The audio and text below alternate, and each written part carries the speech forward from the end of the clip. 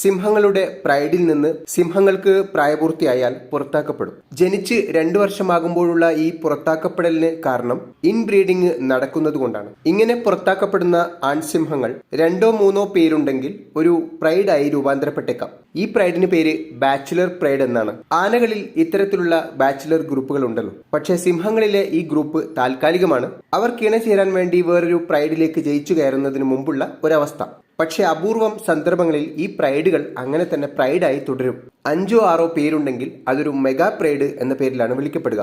അത്തരത്തിൽ ബാച്ചിലർ പ്രൈഡുകളായി തുടരുന്ന ഒരു സിംഹ സഖ്യമാണ് മാപ്പോഗോ സഖ്യം. വേറൊരു സഖ്യമാണ് മസായി മാരയിലെ നോച്ച് ആൻഡ് ലയൺ സഖ്യം. പുറത്താക്കപ്പെടുന്ന ബാച്ചിലർ സിംഹങ്ങൾ ഈ സഖ്യം രൂപീകരിക്കുമ്പോൾ, അതായത് സ്ഥിരമായ സഖ്യം രൂപീകരിക്കുമ്പോൾ ഒരു മുതിർന്ന സിംഹത്തെ കൂട്ടും. അയാളായിരിക്കും ഇവരുടെ ഗൈഡൻസ്. വെറും യുവാക്കളുടെ സംഘമായി അത് തീരുന്നില്ല എന്ന് സാരം. മാപ്പോഗോ സഖ്യത്തിൽ 5 മെമ്പേഴ്സിനേക്കാളും 2 വയസ്സ് മൂത്തതാണ് മക്കുലു. നോച്ചിന്റെ സഖ്യത്തിലേക്ക് വന്നാൽ നോച്ച് നല്ല പ്രായമുള്ള ആളും മറ്റ് 5 പേർ യുവാക്കളും. ഇങ്ങനെ സംഭവിക്കുമോ എന്ന് ചോദിച്ചാൽ അങ്ങനെയാണ് കാര്യങ്ങൾ. യുവജനങ്ങൾക്ക് വഴികാട്ടിയായി ഒരു മുതിർന്ന സിംഹം. അങ്ങനെയാണ് ബാച്ചിലർ മെഗാ പ്രൈഡുകൾ ഉണ്ടാകുന്നത്.